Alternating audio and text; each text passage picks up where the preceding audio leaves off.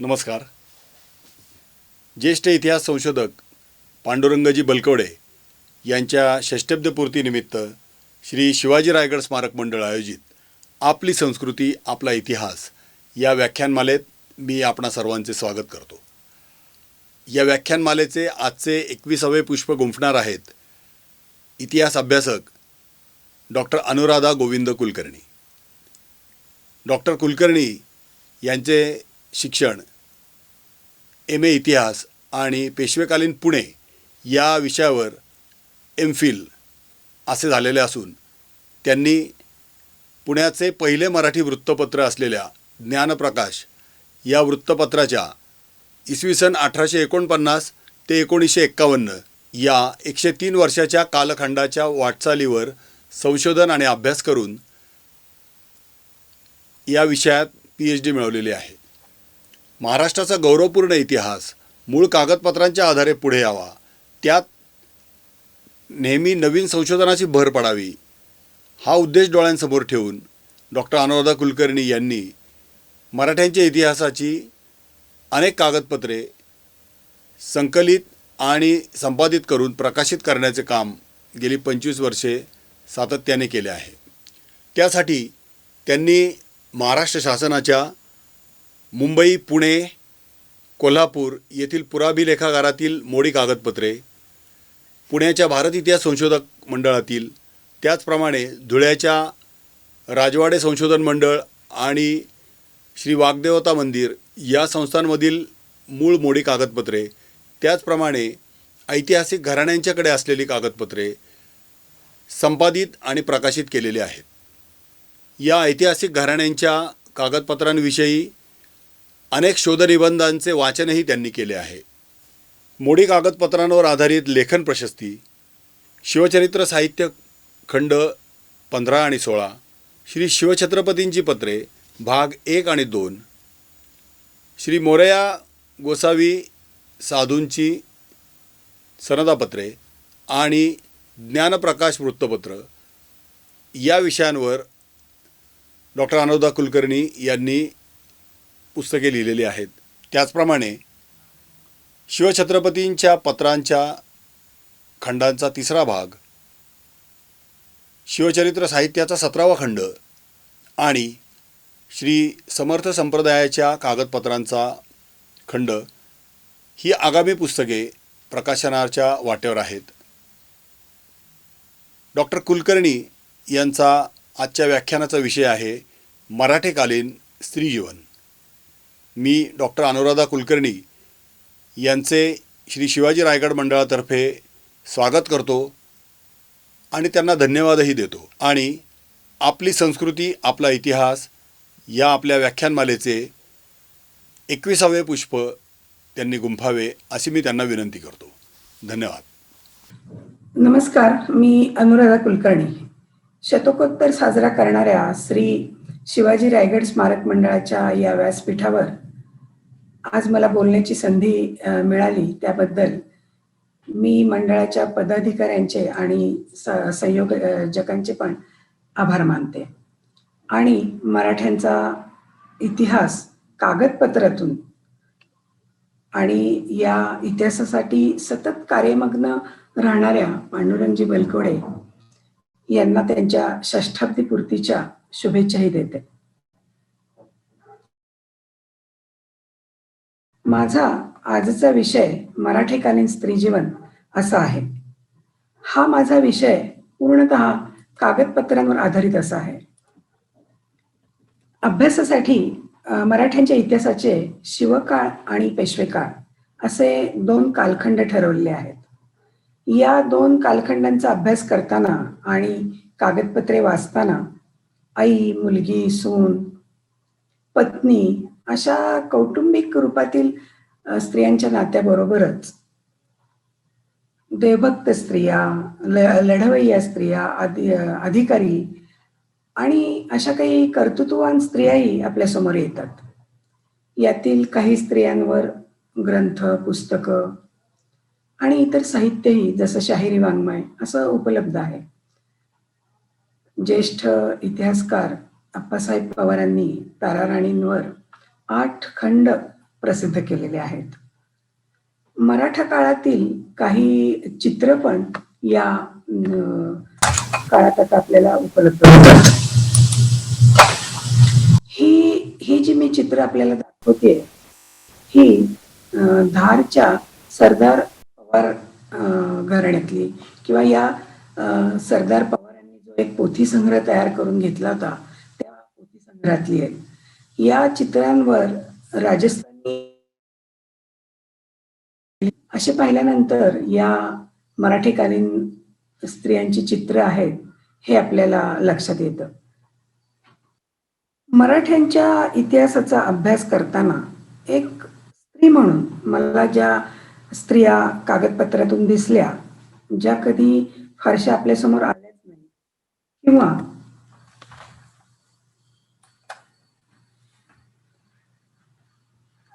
कधी आपल्यासमोर आल्याच नाहीत किंवा एका वेगळ्या दृष्टिकोनातून इतिहास अभ्यासकांनी त्यांच्याकडे पाहिलं, अशा काही स्त्रियांची मी माहिती आपल्याला आज सांगणार आहे. यामध्ये देवभक्त शहाजीराजांच्या माता उमाबाई, ज्यांचं घृष्णेश्वराला अभिषेक केल्याचं आपल्याला उपलब्ध आहे, अशा स्त्रीपासून मराठा इतिहासाचं मुख्य साधन म्हणजे मोडी पत्रव्यवहार, जो आजही आपण वाचू शकतो. या कागदपत्रातून, पत्रव्यवहारातून येणाऱ्या स्त्रिया आपली दैनंदिन कौटुंबिक नाती सांभाळतानाच युद्धात प्रत्यक्ष भाग घेतात, न्यायदान सभेला हजर राहतात, महसूल गोळा करतात, पत्रे लिहितात, वारसा हक्कासाठी झगडतात आणि काही मराठा राण्यांनी अभयपत्र पण दिलेली आपल्याला दिसतात.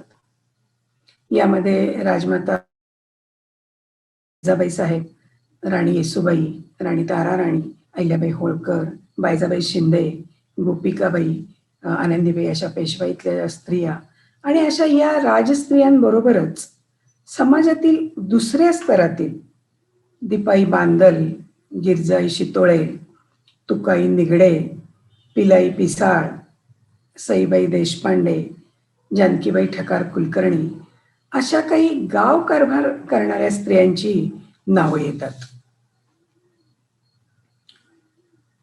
स्त्रीचा पहिला स्पर्श आपल्याला प्रत्यक्ष आपल्या आईचाच होतो. मराठ्यांच्या इतिहासातली आई म्हणजे राजमाता जिजाबाई साहेब. जिजाबाई साहेबांची आज 8-9 पत्र फक्त उपलब्ध आहेत. या पत्रांमधून तत्कालीन राजकारण, त्यांनी दिलेली इनामं किंवा वतनं आणि इतर काही बाबी आपल्याला समजतातच. परंतु जिजाबाईंचं एक शिक्क्या मोर्तबासह पत्र उपलब्ध आहे आणि हे पत्र जर आपण वाचलं तर त्या पत्रातील हे पत्र आपल्याला दिसतंय. त्याच्यावर जिजाबाई साहेबांचा शिक्का पण आहे आणि ते जुनं झालं असल्यामुळे मोर्तब आपल्याला दिसत नाही, पण हे शिक्का मोर्तबाचं एक जिजाबाईंचं हे एकच पत्र आज आपल्याकडे उपलब्ध आहे.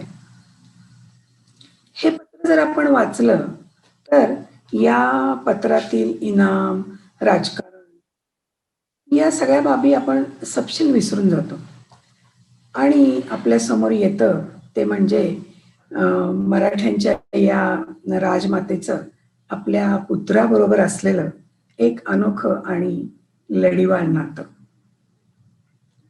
शिवबा. शिवबा हा शब्द आपल्या सर्वांचा परिचित आणि आवडताच आहे.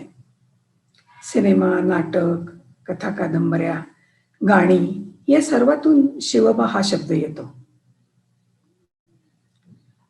माझ्यासारख्या स्त्रीला किंवा माझ्या स्त्रीमनाला नेहमी असा प्रश्न यायचा किंवा वाटायचं मला की शिवाजी महाराजांना शिवबा हा शब्द कुठून आला. किंवा ही शिवबा ही उपाधी शिवाजी महाराजांना कोणी दिली. आणि जेव्हा मी हे जिजाबाईंचं पत्र वाचलं, या पत्रामध्ये मी हे लाल मार्क केलेलं आहे.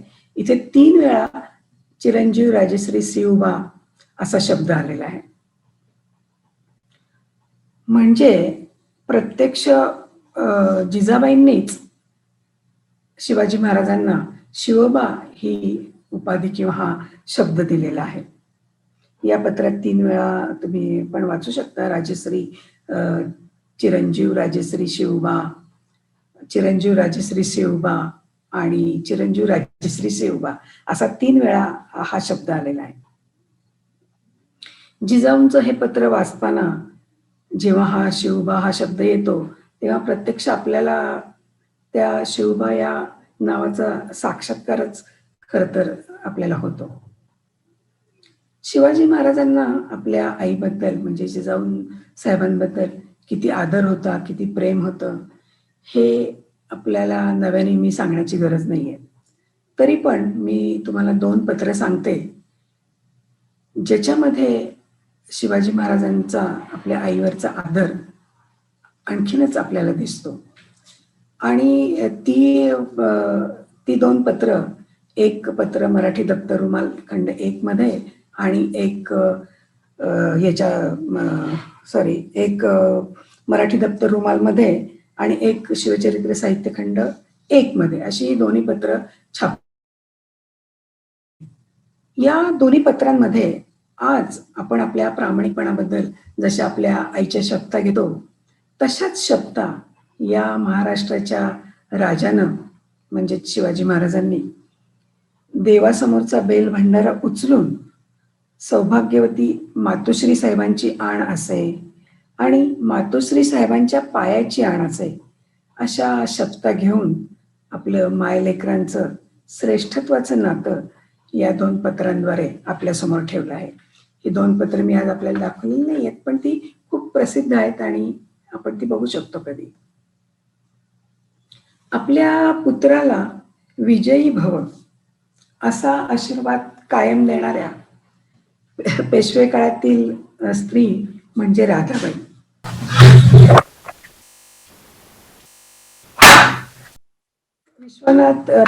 बाळाजी विश्वनाथ पेशव्यांची पत्नी आणि थोरल्या बाजीरावांची. राधाबाईंनी मराठ्यांचं स्वातंत्र्य युद्ध प्रत्यक्ष पाहिलं होतं.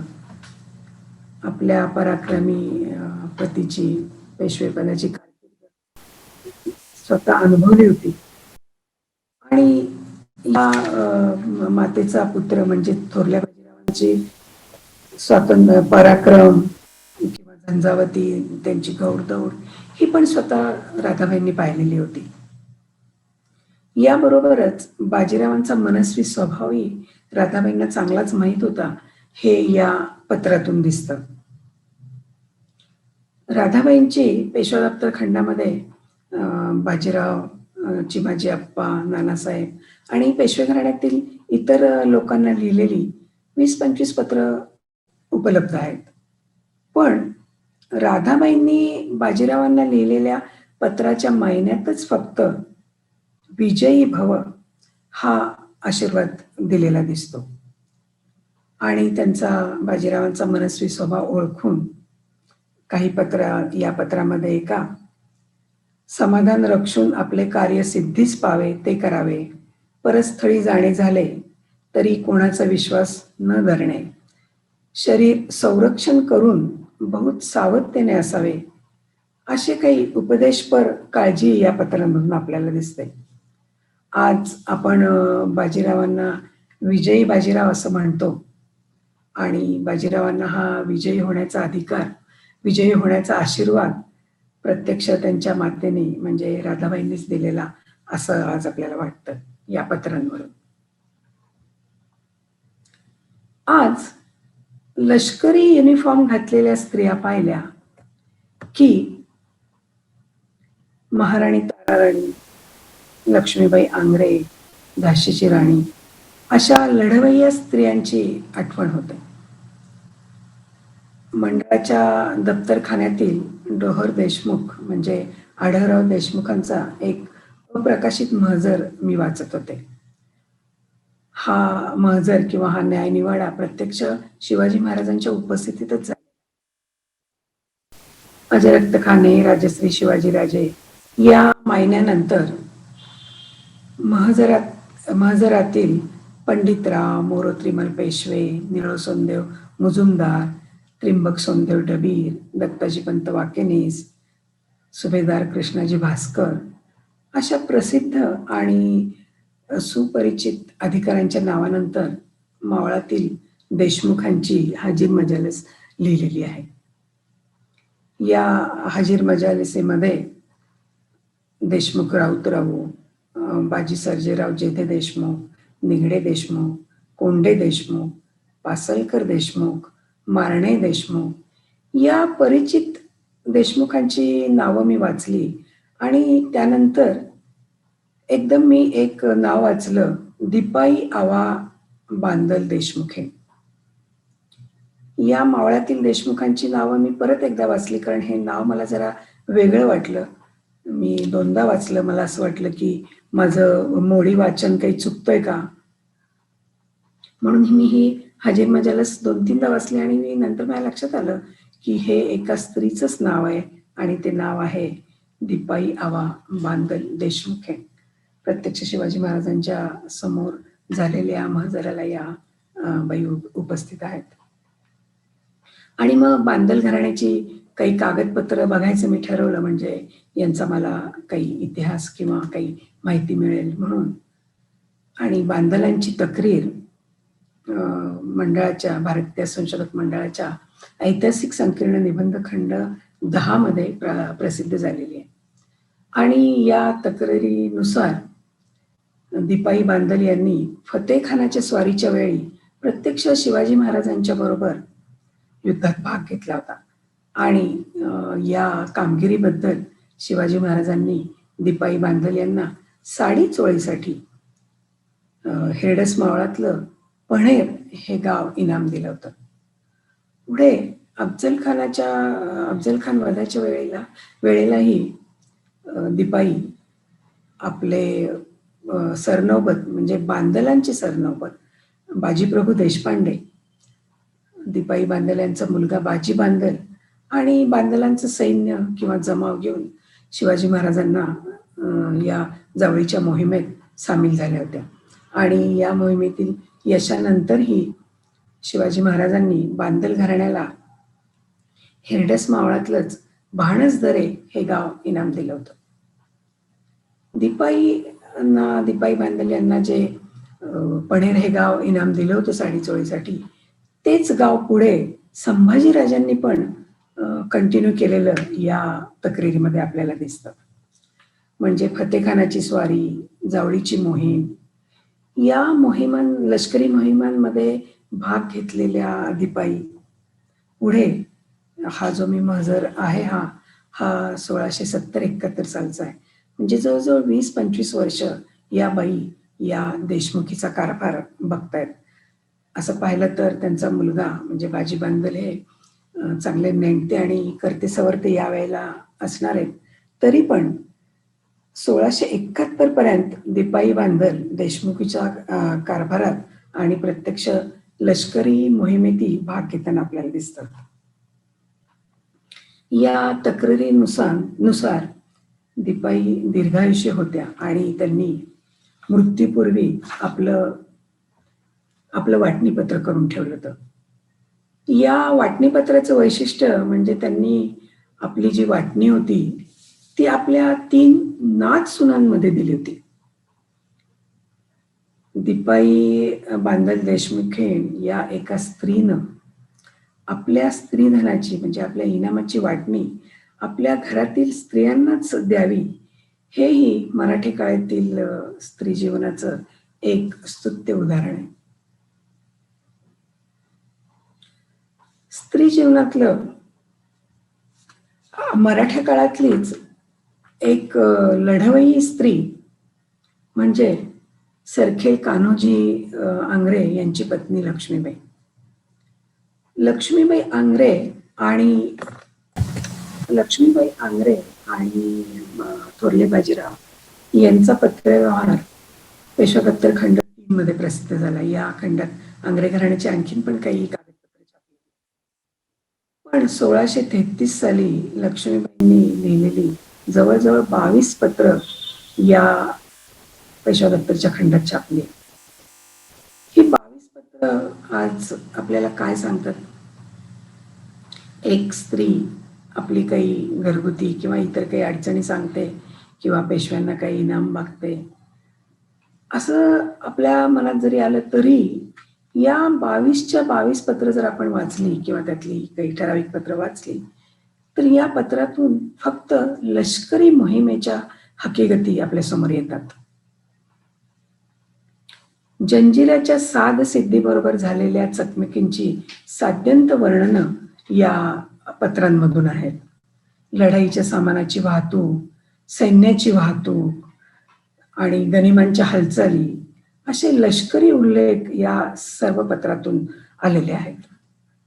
लक्ष्मीबाई बाजीरावांना लिहितात, राजापूरकडे तोफा चालल्या आहेत. ही कुमक गनिमास मिळाली तर गनिम जोर होईल आणि ही गोष्ट होणारच नाही हे पहावे. दुसऱ्या एका पत्रात, हे एक स्त्रीपत्र आहे तरी पण त्याच्यात असा उल्लेख आला आहे की गनिमाची शिरं छेदून नेली, असं काही म्हणजे क्रूर उल्लेख पण या स्त्रीपत्रात आला आहे. सरखेल कान्होजी आंग्रेंचा मुलगा सखोजी आंग्रे याच्या मृत्यूनंतर बाजीरावांनी लक्ष्मीबाईंना एक सांत्वनपर पत्र लिहिलं होतं. या सांत्वनपर पत्राच्या उत्तरात लक्ष्मीबाई लिहितात, पुत्र शोकाचे दुःख अपहरून तमाम किल्ल्यांवर आणि मुलखामध्ये समाधान पत्रे पाठवून त्या लोकांचे सांत्वन आम्हीच केलं आहे. आपण चिंता न करावी. या गोष्टीचा खेद धरून सिद्ध काय होणार? पूर्वीपासून जो लौकिक संपादला आहे त्याचे संपादन करावे हाच स्वधर्म आहे. स्वदुःख विसरून या हिम्मतवानबाई पुढे लिहितात, तुम्ही सांगितल्याप्रमाणे सुवर्णदुर्गावरून गोलंदाज, आरमारी लोक, तोफा आणि लढाईचं वरकड साहित्यही आम्ही पाठवलं आहे. लक्ष्मीबाई कान्होजी आंग्रेंना 3 पुत्र होते. लक्ष्मीबाई बाजीरावांना आपला 4था पुत्र मानत. एका पत्रात त्या लिहितात, तुम्ही 4ही पुत्र 4ही दिशाधिपती. पूर्वील यशकीर्तीची अभिवृत्ती दिन प्रतिदिन करावी आणि हा निश्चय समजून गतशोकाचे अपहरण करावे. आपल्या 4ही पराक्रमी आणि विजयी पुत्रांना 4ही दिशांना मराठ्यांची यशकीर्ती करायला सांगणाऱ्या लष्करी माण्याच्या या लक्ष्मीबाई कान्होजी आंग्रे म्हणजे मराठाकालीन स्त्री जीवनाच्या कारकिर्दीचं एक मूर्तिमंत उदाहरणच आहे. स्त्री जीवनातलं दुसरं एक नातं म्हणजे सून. लेकीपेक्षा सुनेचे अधिकार आपल्या घरावर अधिक असतात. शिवरायांच्या दोन्ही सुना महाराणी येसूबाई आणि महाराणी ताराबाई यांच्या कर्तृत्वानं मराठ्यांचा इतिहास उजळून गेलाय. या 2 राण्यांनी महाराष्ट्राला कसं जिवंत ठेवलं, त्यांच्यामध्ये राष्ट्रप्रेम कसं जागवलं, हे मी नव्यानं नाही सांगत, त्याची दुरुक्ती करत नाही. ताराबाई राणींवर तर 8 खंड उपलब्ध आहेत, त्यांचा अभ्यास आपण खूप चांगल्या प्रकारे करू शकतो. पण येसूबाईंची ही 2च पत्र उपलब्ध आहेत आज. या 2 पत्रांमधून मराठ्यांची राणी म्हणून येसूबाईंचं व्यक्तिमत्व, स्वाभिमान, पतिप्रेम, राज्याभिमान आणि अगतिकताही समोर येते. यातील एक पत्र औरंगजेबाच्या कैदेतून अहमदनगरच्या किल्ल्यातून लिहिलेलं आहे. हे पत्र मराठ्यांच्या इतिहासाचा जे अभ्यास करतात त्यांना चांगलं माहिती आहे. चिंचवडच्या देवांना केलेल्या पैशाच्या मागणीबद्दल हे पत्र आहे. एक स्त्री आपल्या पतिवधानंतर ज्या माणसाने आपल्या पतीला मारलं त्याच्याच कैदेतून लिहिते. त्यांचा राज्याभिमान किंवा प्रेम कसं आहे पहा. त्या लिहितात, इंगळीला वोळांबे लागले आहेत. इथे मी छोटंसं रेड मार्क केलेलं आहे या पत्रामध्ये. इंगळीला वोळांबे लागले आहेत. इंगळी म्हणजे मोठा विंचू आणि वोळांबे म्हणजे क्षुद्र मुंग्या किंवा कीटक.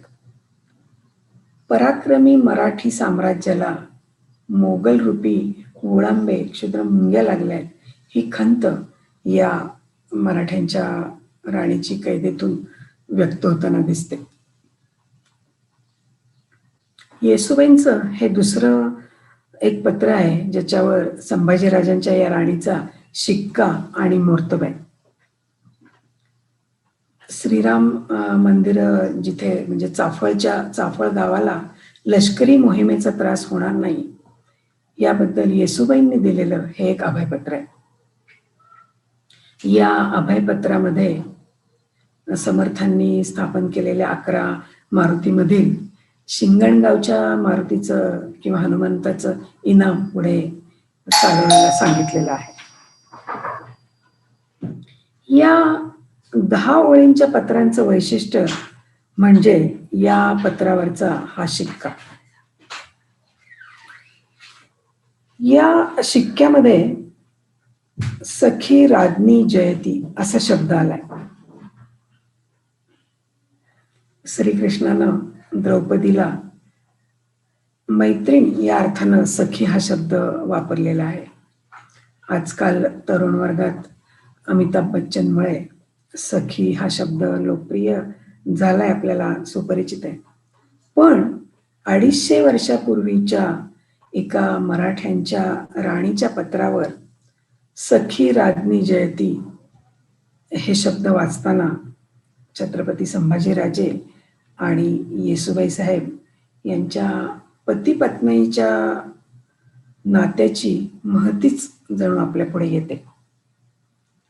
छत्रपती घराण्याची सून शोभेल असंच वर्तन किंवा अशीच वर्तणूक येसुबाईंची होती. अतिशय कडक किंवा तेजस्वी आणि प्रखर अशी ही मराठ्यांची राणी होती. शंभूराजांच्या सहवासात असताना अनेक सुख आणि दुःखात पण आणि अनेक कठोर प्रसंगात या राणीनं आपल्या शंभूराजांना मदत केली. शंभूराजांचं जर चरित्र आपण वाचलं तर त्याच्यातून आपल्याला समजते ही गोष्ट. शंभूराजांच्या प्रत्येक मुक्कामावर येसुबाई त्यांच्या बरोबर आहेत. शंभूराजांनी जे धैर्य मृत्यूला सामोरं जाताना दाखवलं तसंच धाडस येसुबाईंनी रायगड सोडतानाही दाखवलेलं आहे. शंभूराजे आणि येसुबाईंची ही पती पत्नीची नितांत सुंदर आणि एकमेकांवर दृढ विश्वास असणारी ही जोडी आपल्या धैर्यानं आणि धाडसानं आपल्या मराठ्यांच्या इतिहासात अजरामर झाली. त्यांच्या शिक्क्यातच त्यांचं पती पत्नी प्रेम आपल्याला दिसून येतं. वेरूळच्या लेण्यातील शंभू महादेवाच्या मांडीवर बसलेली पार्वती पाहिली की मराठ्यांच्या इतिहासाचा अभ्यास करणाऱ्या माझ्यासारख्या स्त्रीला या मराठ्यांच्या महाराणीचा श्री सखी राज्ञी जयती हा शिक्काच आठवतो.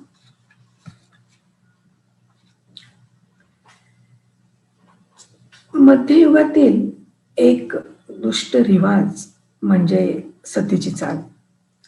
आज जरी ही पूर्णपणे नष्ट झालेली असली तरी मध्ययुगीन स्त्री जीवनाचा अभ्यास करताना अभ्यासकाला सतीची नोंद ही घ्यावीच लागते. मराठी काळात सतीची चाल होतीच, पण स्त्रियांना जुलूम जबरदस्तीनं किंवा जबरदस्ती करून सती जाण्यास भाग पाडलंय अशा स्त्रियांची उदाहरणं मला तरी काही कागदपत्रांमधून दिसलेली नाहीयेत. उलट सहगमन या शब्दाचा अर्थ समजणाऱ्या पुतळाबाई, चिमाजी अप्पांची पत्नी अन्नपूर्णाबाई, आंग्रे, शिंदे, पवार, होळकर या मराठा सरदारांच्या घराण्यात सती गेलेल्या स्त्रिया आणि मुख्य म्हणजे थोरल्या माधवरावांची पत्नी रमाबाई. या रमाबाईंची तर हकीकत अशी सांगतात की रमाबाईंनी थेऊर येथं सहगमन करताना धर्मशाळेवर उभं राहून स्वतःच्या हातानं टाळी पेटली आणि इशारा केला की आता चितेला अग्नी द्या. आणि हे प्रत्यक्ष हे पाहणाऱ्या एका शाहिरांनीच लिहून ठेवलेलं आहे. कागदपत्रातून तर या रमाबाईंचे सहगमनाचे उल्लेख सूर्यमंडळ भेदून सती गेली असे येतात. बापू गोखल्यांची 12 वर्षाची सून प्रत्यक्ष सासऱ्या समान पित्या समान सासरे आणि पेशवे यांचा विरोध पत्करून सती गेली. आणि बाजीरावांच्या मृत्यूची बातमी ऐकताच देहत्याग करणारी, प्राणत्याग करणारी किंवा मरणारी मस्तानी ही सहगमनाचा अर्थ समजणारी एक मराठा काळातील स्त्री आहे असं वाटतं. ही अशी उदाहरणं पाहिल्यानंतर किंवा वाचल्यानंतर असं म्हणावं लागतं की मराठी काळात ही सतीगमनाची चाल होतीच किंवा रिवाज होताच, पण तो मराठीकालीन स्त्रियांच्या मध्ये एक आदराचं स्थान मिळून बसलेला असा आपल्याला दिसतो. पूर्ण समाज जीवनातच सती ही एक आदराची व्यक्ती त्यानंतर ठरायची. हे अनेक सतीशिळा जिथे जिथे आहेत त्याही बघितल्यानंतर आपल्या लक्षात येतं. मध्ययुगीन समाज रचनेत बहुपत्नीत्वाची चाल होती. छत्रपती शिवाजी महाराजांपासून दुसऱ्या बाजीरावांपर्यंत आणि अनेक मराठी सरदारांच्यात बहुपत्नीत्वाचा रिवाज दिसतो. पत्नीला कौम असा शब्द येतो. रासाई कौम दरस पाटील म्हणजे दरस पाटलाची पत्नी रासाई. ही बहुपत्नीत्वाची चाल जरी असली तरी प्रत्येक पत्नीच्या चरितार्थाची सोय केलेली कागदपत्रांमधून दिसते. एकच उदाहरण सांगते आणि ते म्हणजे कान्होजी जेधेंचं. कान्होजी जेधेंना 7 बायका किंवा पत्नी होत्या आणि त्यांच्या वाटणीपत्रामध्ये त्यांच्या प्रत्येक पत्नीचं आणि तिच्यापासून झालेल्या मुलाचं नाव लिहून त्यांना त्यांच्या चरितार्थाची सोय करून दिलेली वाटणी या वाटणीपत्रामध्ये दिसते. आणि त्यामुळे पुढे इंग्रजांच्या पुढेही या स्त्रियांचा प्रश्न आला किंवा तनखी द्यायची वेळ आली, त्यावेळेला इंग्रजांनी या स्त्रियांची पत्नी आणि सवत अशी वेगळी वेगळी नावं लिहून त्यांना हे तनखे दिलेले आहेत. मराठाकालीन समाज जीवन हे शेती आणि लष्करी प्रधान आहे. लष्करी प्रधान असल्यामुळे लढाईत अनेक नव तरुण धारातीर्थी पडत. या धारातीर्थी पडलेल्या सैनिकांच्या पत्नी, आई आणि मुलं या मुलांना पण नान परवेशी किंवा बाल परवेशी अशी इनामं दिल्याचे उल्लेख मराठ्यांच्या कागदपत्रातून दिसतात. आणि हे मुख्यतः वाट डायरीजमध्ये जास्त उल्लेख मिळतात.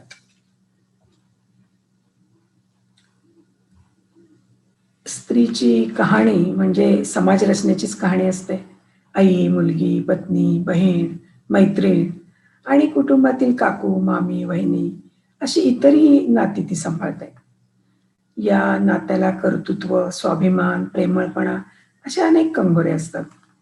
नारायणराव पेशव्यांच्या खुनानंतर त्यांची पत्नी गंगाबाईचं संरक्षण सवाई माधवरावांचा जन्म होईपर्यंत अशाच पेशवे कुटुंबातील काकू, मामी, वहिनी अशा स्त्रियांनी केलेलं आपल्याला दिसतं. आणि शिक्षणाच्या बाबतीत म्हणाल तर अफजल खानाला मारायला जाताना शिवबा संभाजीचं उसनं घ्या, म्हणजे ज्या अफजल खानानं तुमच्या मोठ्या भावाला संभाजीराजांना कपटानं ठार मारलंय, त्या अफजल खानाला मारायची संधी आज तुमच्या पुढे आहे आणि तुम्ही आता या अफजल खानाला मारून आपल्या वडील भावाचा बदला घ्या, असं सांगणाऱ्या लढाऊ पाण्याच्या जिजाबाई साहेब, सखी राज्ञी जयती असा शिक्का वापरणाऱ्या सुसंस्कृत येसूबाई, बलाढ्य मुघल सैन्यापुढे मराठ्यांचं स्वराज्य स्वताकदीने सांभाळणाऱ्या किंवा जिवंत ठेवणाऱ्या महाराणी ताराराणी, आपल्या देवभक्तीने पुण्यश्लोक या पदावर पोचलेल्या अहिल्याबाई होळकर, ग्रंथसंग्रह करणाऱ्या यशोदाबाई, सगुणाबाई आणि लहानग्या सवाई माधवरावांना पेशवेपदाची रिवाज शिकवणाऱ्या गोपिकाबाई, या आणि अशा अनेक मराठीकालीन स्त्रिया सुशिक्षितच नव्हे तर सुसंस्कृत पण आहेत, असं आपल्याला या कागदपत्रातून दिसतं. आपले दत्तक पुत्र किंवा आपलं वतन पती निधनानंतरही सांभाळणाऱ्या काही स्त्रिया मराठी काळात दिसतात. छत्रपती शिवाजी महाराजांची आज 250 ते 270 पत्र उपलब्ध आहेत. पण या पत्रांमध्ये फक्त 2-3 पत्रच स्त्रियांना दिलेली आहेत. त्यातील एक म्हणजे किकवीच्या सईबाई लाळे जोशी कुलकर्णी यांना एक त्यांचा दत्तकाचा वाद जो होता तो स्वतः शिवाजी महाराजांनी पत्र देऊन सोडवलाय. आणि असाच कर्यात मावळच्या जानकी रंगनाथ ठकार यांचाही कुलकर्णीपणाच्या वतनाचा जो काही वाद किंवा जे काही भांडण होतं तेही शिवाजी महाराजांनी स्वतः लक्ष घालून जानकीचं कुलकर्ण सालाबाद चालत आलं आहे, त्याप्रमाणे तिला चालवावे अशा आज्ञा आपल्या अधिकाऱ्यांनी दिलेल्या या पत्रांमधून दिसतात. मराठीकालीन समाज जीवन हे मुख्यतः धर्मप्रधान आहे. साहजिकच या काळातील स्त्रिया धर्मभीरू, पापभीरू, कर्मकांड करणाऱ्या, देवावर विश्वास ठेवणाऱ्या, पूजे अर्चेत रमणाऱ्या, नवस सायस करणाऱ्या आणि तीर्थयात्रा करणाऱ्या अशा दिसतात. केदार बद्रीनाथापासून दक्षिणेत रामेश्वरापर्यंत जी शिवमंदिरं आहेत, या शिवमंदिरातील ओऱ्या, त्यानंतर धर्मशाळा, विहिरी या अहिल्याबाई होळकरांनी बांधून त्या पुण्यश्लोक या पदावर पोचलेल्या आहेत. भारतातील अनेक मंदिरांचा जीर्णोद्धार करून भारतीय समाजमनात ही मराठी स्त्री आज पुण्यश्लोक पदावर जाऊन बसली आहे. चाफळच्या श्रीरामाला इनाम देणाऱ्या शाहू महाराजांच्या पत्नी सकवारबाई यांची पण शिक्कामोर्तबासह पत्र आज उपलब्ध आहेत. अशा धर्मभीरू, पापभीरू आणि तीर्थयात्रा करणाऱ्या स्त्रियांमधलं एक हृदयस्पर्शी स्त्रीचं चित्रण किंवा उदाहरण मी आज आपल्याला सांगणार आहे आणि ते म्हणजे वाईच्या भिऊबाई देशपांडे यांची काशी यात्रेची हकीकत. भिऊबाई देशपांडे आपला अंध आणि लोळापांगळा मुलगा राघव महादेव याला घेऊन काशीला काशी यात्रा करण्यासाठी गेल्या होत्या. त्यांच्याबरोबर वाईचे काही लोक पण होते. काशीला गेल्यावर किंवा वाराणसीत पोचल्यावर त्यांच्या जवळचे पैसे संपले. आता परतीचा प्रवास कसा करायचा, बरोबर वाईतली काही माणसं आणि हा लुळा पांगळा आणि अंध मुलगा पण होता. भिऊबाईंच्या पुढे मोठं संकट उभं राहिलं. पण त्यांची ही अडचण समजून घेऊन वाईतलेच एक काशीतलेच एक काशीभट नावाचे गृहस्थ, सद्गृहस्थ म्हणाले, की "तुम्ही काही काळजी करू नका. मी तुम्हाला कर्जाऊ म्हणून काही रक्कम देतो आणि ते पैसे घेऊन तुम्ही वाईला तुमच्या घरी परत जा." भिऊबाई पण तयार झाल्या आणि काशीभटांनी सांगितलं, की "मी हे कर्जाऊ रक्कम तुम्हाला देतोय. तर या कर्जासाठी काहीतरी तुम्ही तारण ठेवा. परमुलुखात, परठिकाणी ही जवळचं पैसे आणि धन सगळंच काही संपलं होतं. अशा वेळेला ही स्त्री तारण म्हणून काय ठेवणार? अंध मुलगा आणि आईनी म्हणजे मायलेकांनी विचार केला आणि असं ठरवलं, की आपलं काशी यात्रेचं पुण्यच आपण या काशीभटांकडे गहाण ठेवूया. त्यांनी काशीभटांना ही गोष्ट सांगितली आणि विशेष म्हणजे काशीभट पण या गोष्टीला तयार झाले आणि त्यांना ₹150 दिले आणि तुम्ही हे पैसे वाईला गेल्यानंतर मला परत करा, असं त्यांनी सांगितलं. आणि असा एक कतबा पण भिऊबाईंनी त्यांना लिहून दिला, की आम्ही तुम्हाला हे कर्जावर पैसे सव्याज परत करू. पैसे घेतले भिऊबाई, त्यांचा मुलगा आणि बरोबरचे लोक वाईला परत आले.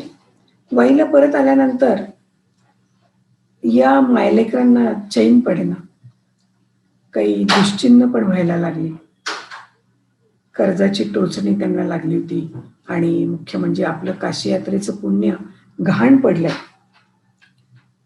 ही खंत त्यांना सारखी वाटत होती. शेवटी या भिऊबाईंनी, देशपांडेंनी निश्चय केला, की आपलं जे वतन आहे ते विकून टाकायचं आणि आपलं काशी यात्रेचं पुण्य सोडून घ्यायचं. मग त्यांनी आपला देशपांडेपणाचा वाटा स्वतःच्याच भावकीत विकून पैसे घेतले आणि या काशीभटांना दिले. आणि हे आपल्या वाटणीचं वाटणीपत्र त्यांनी कृष्णेच्या काठावरच कृष्णा नदीला साक्ष ठेवून केलं आणि त्याच्यामध्ये असं लिहून घेतलं, की मी माझं काशी यात्रेचं पुण्य सोडून घेत आहे म्हणून. भिऊबाईंची हे काशी यात्रेच्या पुण्य गहाण ठेवण्याची गोष्ट किंवा उदाहरण म्हणजे एकट्या स्त्री जीवनाचं उदाहरण आहे असं नाही मला वाटत. हे एकंदर त्या काळातल्या समाज जीवनाचंच एक पापभिरूपणा, धर्मभिरूपणा याचं उदाहरण आहे असं आज आपल्याला दिसून येतं. ज्या कालखंडातील समाजरचनेतील स्त्रियांना आपले विचार व्यक्त करण्याची, हक्क मागण्याची संधीच नव्हती, असं खरं आज आपल्याला उगाचच वाटतं.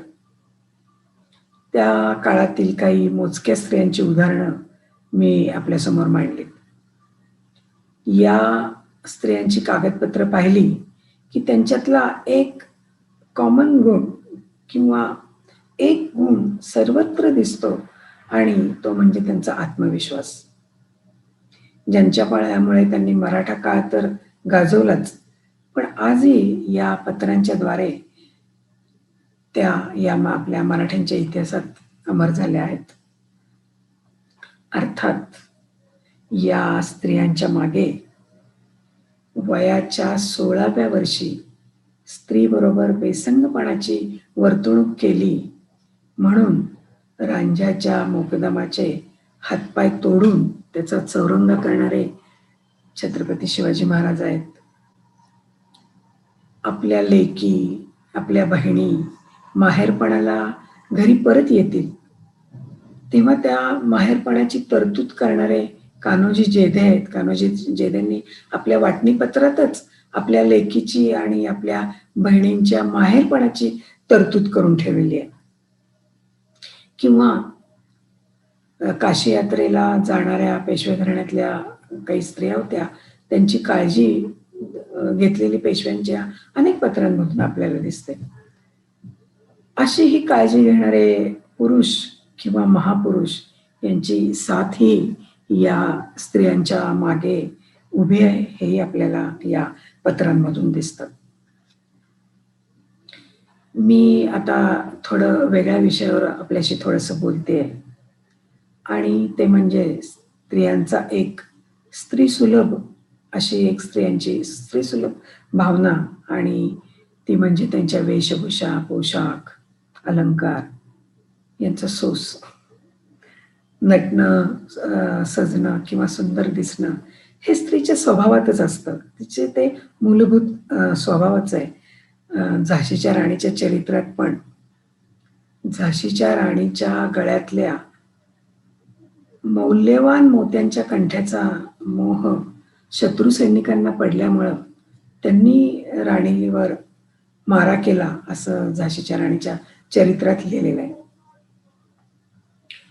मराठीकालीन स्त्री जीवनाचा अभ्यास करताना त्यांच्या वेशभूषेचे अनेक उल्लेख मिळतात.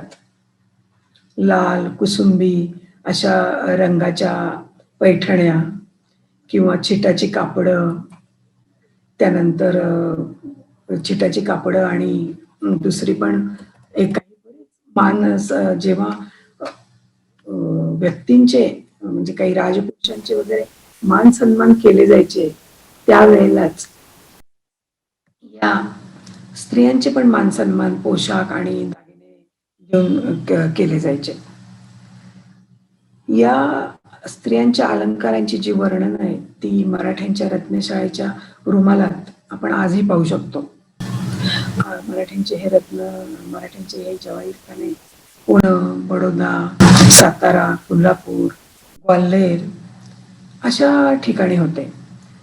आणि ह्या दागिन्यांचे उल्लेख जर आज आपण वाचले तर या जवाहीरखान्यात सोनं, चांदी, रूपं या धातूंबरोबरच रत्न, माणिक, मोती या अनेक दागिन्यांची वर्णनं मिळतात. स्त्रिया केसांपासून पायाच्या बोटांपर्यंत काय काय दागिने घालत होत्या या दागिन्यांची नावं आणि त्यांची वर्णनं आपल्याला मिळतात. यासाठी मी तुम्हाला एकच उदाहरण सांगते, कारण या दागिन्यांचं मोल आपण आज करूही शकणार नाहीये. अहिल्याबाई होळकरांनी सवाई माधवरांच्या लग्नात वधूवरांना आहेर म्हणून काही दागिने दिले होते. खूप दागिने आहेत त्याच्यामध्ये, पण त्यातल्या एका दागिन्याचा मी उल्लेख करते आणि ते म्हणजे यातील नववधूला दिलेली एक बिंदी. बिंदी म्हणजे केसात मुली घालतात ती. 1785 साली या हिरे, माणकं आणि रत्न लावलेल्या सोन्याच्या बिंदीची किंमत 3800 रुपये होती. आज या बिंदीची किंमत काढणं फार अवघड आहे. त्यावेळेला सोन्याचा भाव 15 रुपये तोळा असा होता. अशा काही दागिन्यांच्या व्यतिरिक्त स्त्रियांचे दागिने ठेवायचे सोन्या चांदीचे डबे किंवा सोन्याचे फ्रेम असलेले आरसे, फणी, करंडे, अनेक सोन्याच्या आणि चांदीच्या वस्तूंचे उल्लेख या रत्नशाळेच्या रुमालात मिळतात. आणखीन एक, स्त्रियांच्या दालनातील झुंबरातील दिवे लावण्याच्या सोन्यात चांदीच्या दिवे लावणीची नोंद एक मला मिळाली. वैभवशाली मराठी काळातील सुशोभित आणि सुसंस्कृत स्त्री या दिवे लावणीच्या वर्णनाने माझ्या समोर उभी राहिली. अर्थात या नोंदी राजस्त्रियांच्या आहेत हे मला कबूल आहे, पण मी असं म्हणते की ज्ञान आणि वैभव हे जिवंत झऱ्यासारखं असतं. त्या झऱ्याच्या जवळ जाऊन ज्यांनी त्याचा लाभ घेतला, ज्याने ते मिळवण्याचा प्रयत्न केला, त्याला ते मिळतं. आज शिक्षिकेपासून पंतप्रधानाची पदं मिळवणाऱ्या किंवा मिळवणाऱ्या स्त्रिया आपण पाहतो. ही सगळी पदं स्त्रिया आज भूषवतात. कुटुंबातील सर्व जबाबदाऱ्या स्वीकारतात. या स्त्रिया पाहताना आणि मराठी काळाचा अभ्यास करताना मला नेहमीच पत्रव्यवहारातून दिसणाऱ्या या स्त्रिया मराठी स्त्रिया दिसतात, ज्या स्वकर्तृत्वानं, आत्मविश्वासानं आपलं राज्य, आपली वतनं आणि कुटुंब सांभाळतात. यातील काही कर्तृत्ववान स्त्रियांची उदाहरणं किंवा स्त्रियांची कहाणी मी आज आपल्यासमोर या कागदपत्रातून मांडली आहे. महाराष्ट्रात अजून अनेक घराणी आहेत, ज्या घराण्यातून अनेक कागदपत्र आहेत आणि या कागदपत्रातून आणखीन काही अशा स्त्रिया मला भेटतील, अशी मला नेहमीच असा माझा नेहमीच विश्वास आहे आणि ही आशा पण आहे मला, की आणखीन मला अशा काही स्त्रिया भेटतील. शेवटी मराठी काळातील स्त्री काय आणि आजची स्त्री काय, तिच्या हृदयामध्ये अमृत आणि डोळ्यामध्ये पाणी आहे, हेही खरंच. धन्यवाद.